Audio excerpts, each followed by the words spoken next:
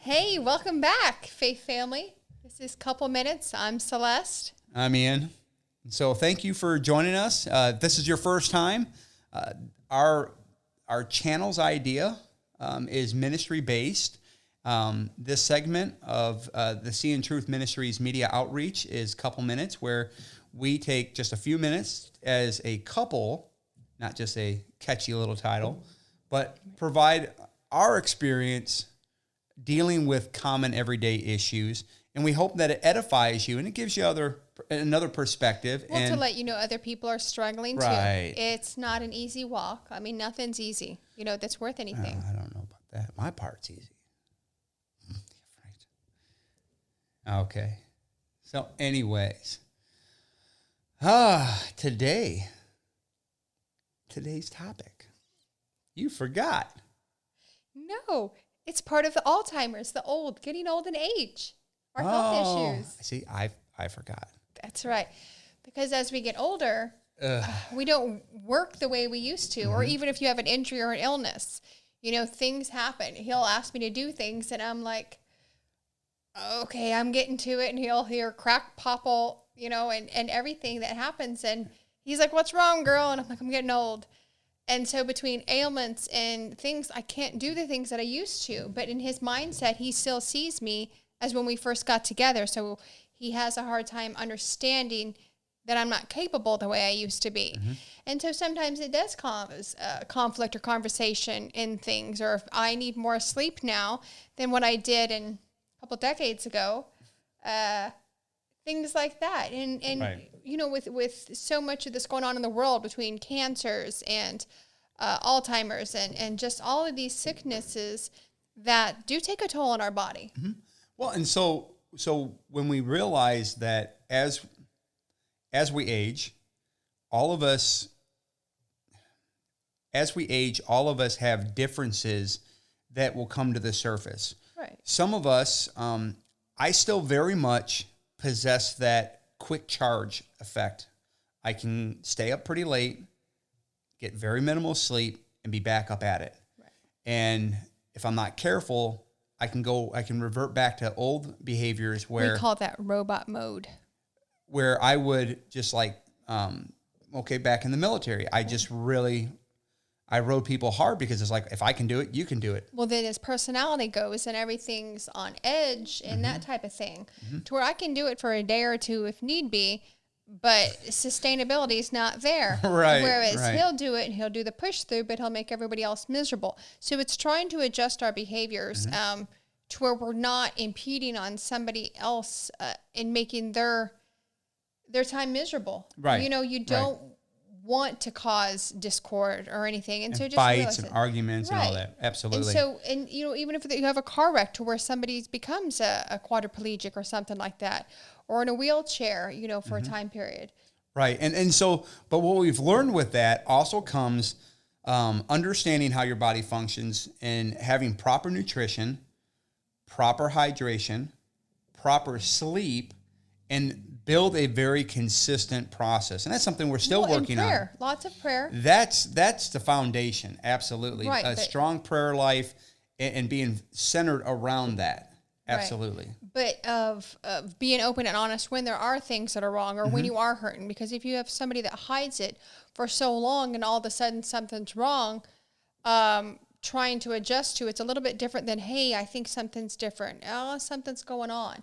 Right. And we started a few years ago of actually praying together out loud at night. And then we've got our youngest praying with us as well. So if we have concerns or cause, then we can edify each other during prayer and or mention things during prayer that are going on with us. Right. And absolutely. So, and speak to that issue. Right. Absolutely.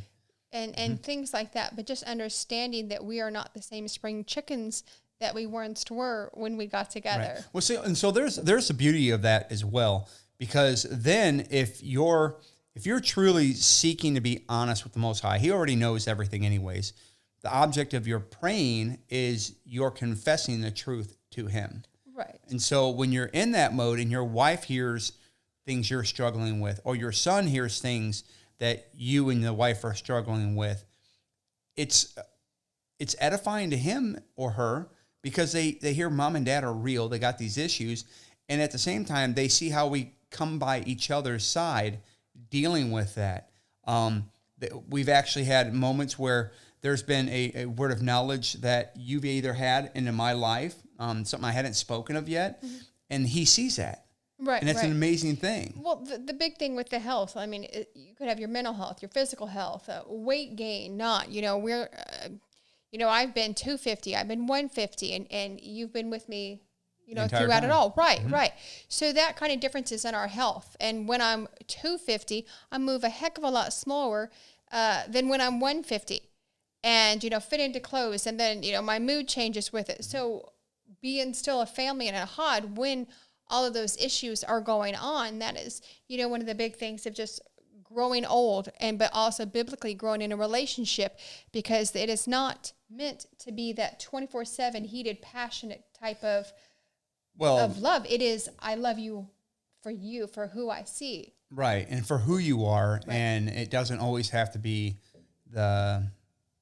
for lack of a better sense, that kumbaya. No, it's thing. Not always going to be happy. See, that's reality, that's okay? Right. But the world paints a different understanding of that. Right. And when you realize this is a relationship you're working on daily, and it's centered around Yeshua. It's centered around our obedience to the Father and the principles and the statutes and those things that He's given us, which speaks life to us. Right. Otherwise, we would be doing exactly like the world. And guess what? We'd have exactly what the world has. Right. We would no longer be set apart. Right. So it's very, very I'm very thankful for it. Right. So, yeah. Bring on the old age. No. No. Growing gray gracefully. Oh, that's just not even nice. No. It's, and, so with that, we just started, we built a few raised garden beds.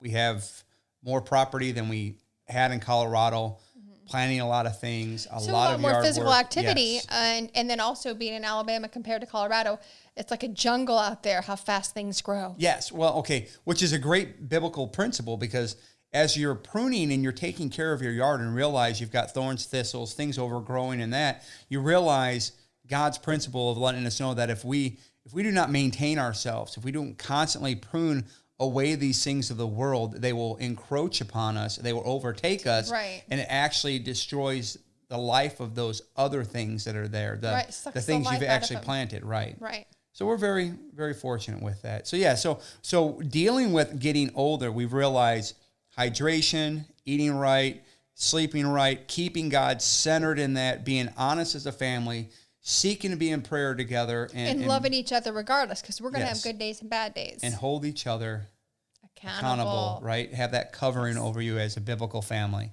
So, absolutely. So we hope that this has been edifying to you.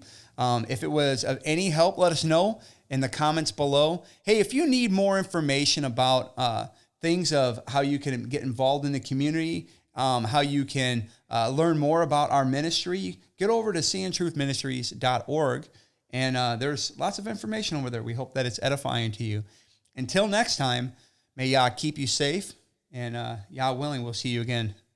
Shalom. Shalom.